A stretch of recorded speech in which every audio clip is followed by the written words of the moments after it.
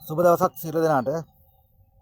ඉතින් ටීවී එක බලනකොට වෙන සමාජ මාධ්‍ය බලනකොට අපිට පේනවා දැන් අලුත් ප්‍රවණතාවයක් තියෙන මේ අලුත් නෙමෙයි මේක පරණ ප්‍රවණතාවයක් මේ හාමුදුරුවෝ. මට මතකයි මංගල සමය හිටපු ඇමතුමා කියනවා සිවුරු දාගත්ත පළෙම ඔක්කොම හාමුදුරුවෝ වෙන්නේ කියලා. ඒකත් තව සත්‍යයක් තමයි. මන්දක අද අර මාධ්‍ය සාකච්ඡාවක් තියලා කියනවා රට වෙනුවෙන් පෙරට එන්නට දඟලනවා කවුද? එහෙම දඟලන්නේ කවුද? මේ ආණ්ඩුවට එරෙහිව ලොකුවට කතා කරන්නේ කවුද? ඉත්තෑකන්ද? ඊට මිහින්තලේ ගලගබඩවත්ත ඔය වගේ අර සිවුර බංකරයක් කරගෙන බුද්ධ චීවරය බංකරයක් කරගෙන මේ ආණ්ඩුව පෙළ තමන්ගේ හොර මගඩි ජඩ වැඩ කළා මම හිතන්නේ ගලබඩවත්තිය මට මං දන්න විදිහට පහුගිය කාලේ ලොකුවට ගියා අර බීමල ප්‍රියපදවල ලොකු කේස් එකක් ගියා. උසාවි නඩුව අහලා ගරු අධිකරණයෙන් වැරදිකාරයෙක් කළා හිරේ ගියපු මිනිස්සෙක් තමයි ඔය. චීවරය බංකරයක් කරගෙන මේ හොඳට කරගෙන යන මේ ආණ්ඩුවට මඩ ගහන්න වෙන මොකක්වත් නෙමෙයි. රාජපක්ෂ කාලේ අනිත් කාලවල උන්ට හම්බෙන්න වරප්‍රසාද හම්බුනේ ඕන තරම්. අර ඉත්තෑකන්දේ කියන ආදිය අර ස්ටේජ් වල ගිහිල්ලා කවි කිය දන් කරන්නේ මේ බුද්ධ ශාසනයක් ගන්න.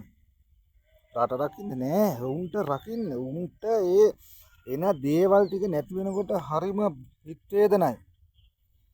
V8 අරගෙන රට සංචාරය යන්න උපදේශකම් කර මිනිස්සු මංකොල හැම දුප්පත් මිනිහගේ මොලේ කුරෝල කරලා මුන් කරන්නේ මොකද්ද?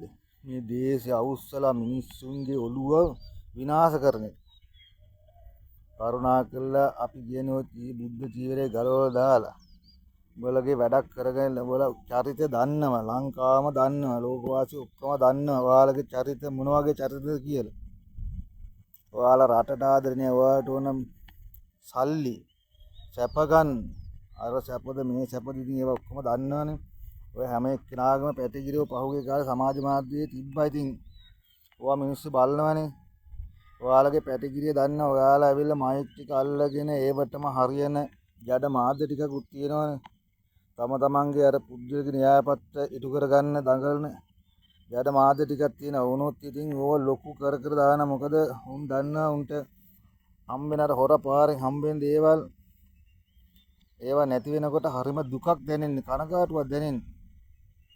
අනේ ඉතින් ඔයාලට සොරි තමයි කියන්න තියෙන්නේ. මයික් කොහමනේ 100ක් අටවගෙන කතා කරත් මේ රටේ ජනතාව බුද්ධිමත්. හැබැයි ඉන්නවා ඕවට රැවටෙන කොටසකුත් ඉන්නවා.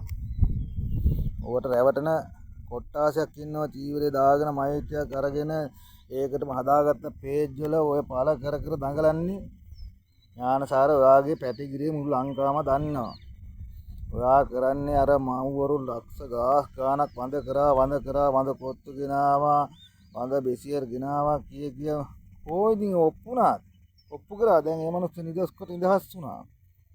අරක මිරුකුවා මේ ගෙනා කිය බුදු අම්මේ කියපු දිසු කෝයේවා ඒ ඔක්කොම කරලා ඔයාලා V8 ගත්තා. ලොකු වාහන ගත්තා. රට සංචාර ගියා. හාමුදුරුවෝ කියලා ඔක්කොම මහසංගරුවනේ නෑ. මහසංගරුවනේ කියන්නේ ඔය වගේ ඔය බුද්ධ ජීවරය බංකරයක් කරගත්ත හාමුදුරුවෝ කියන්නේ ලැජ්ජයි. අර බිස්නස් කරන හාමුදුරුවෝම ඔයාලා කියන්නේ ලැජ්ජ වෙන්න. ඔයාලා ඔය චීවරේ දාගෙන කරන්නේ ඔයාලා චීවරේ බංකරයක් කරගෙන තියෙන්නේ. කරුණාකරලා ඔය කරන ජඩ වැඩි ඔය සිවුරට කරන ඔයාලා සිවුරට කොහොමත් ගරුසරුවක් නැහැ. ඔයාලා ගිහිල්ලා හොටෙල් වල කාලා බීලා අර සැප මේ සැප කම් සැප ඔක්කොම අරගෙන ඒවනේ ඔයාලා කරන්නේ. ඔයාලට හරියට බණක් තියාගන්න බෑනේ. මම නම් දැකලවත් නැහැ. ඔයාලා කරන්නේ මිනිස්සුන්ගේ ඔළුව අවුස්සන එක විතරයි. ඉඳලා එනවා මයික් එකට ඇවිල්ලා බුදු අම්මේ එන්න පොර ටෝක් ටිකක් දීලා යනවා. අනේ ඔය සිවුර ගලවලා තියලා කරන මගුලක් කරන්න හාමුදුරනේ. ඔය සිවුරට මිනිස්සු මේ ලංකාවේ බෞද්ධයෝ ගොඩක් ආදරේ ගරු කරනවා. මේ ගන්ධ කියන දේ ඥානසාර ඔයාව සිවුර ගලවලා ඔයාගේ ලංකාවම දන්න ඔයා මොන වගේ පොරක්ද කියලා. ඔයාලට හාමුදුරු කියන්න ලැජ්ජයි. මේ ගන්ධ කරුණා කරලා ඕක තියලා ඔයාලගේ ඔය මොන මගුලට හරි ඔයාලගේ වරප්‍රසාද ලබා ගන්න වෙන විදිහට. හැබැයි එහෙම කිව්වොත් ඔයාලා ගහලා එලවනවා. ඒකන් තමයි ඔය සිවුර ගැල චීවරය ගැලුවොත් ගහලා එලවනවා. ඒකන්ද ඔක බංකරයක් කරගෙන තමයි තියෙන්නේ. බුද්ධ ජීවරයේ බංකරයක් බවට පත් කරගෙන තමයි ඔයාලා ඉන්නේ. කතා කරන දෙයක් නැහැ ඉතින්. මේ රටේ මිනිස්සු දන්නවා ඔයාලගේ හැටි. තව ඉන්නවා ඉතින් සෙට් එකක් ඉන්නවා ඔයාට. තමන්ගේ අර වරප්‍රදාන ඉස්සර කාලවල වල පහුගිය කාලේ ගත්තා මොනවද V8ද BMWද අරකද මේකද ඉල්ලන දේ දෙනවනේ ඉතින්.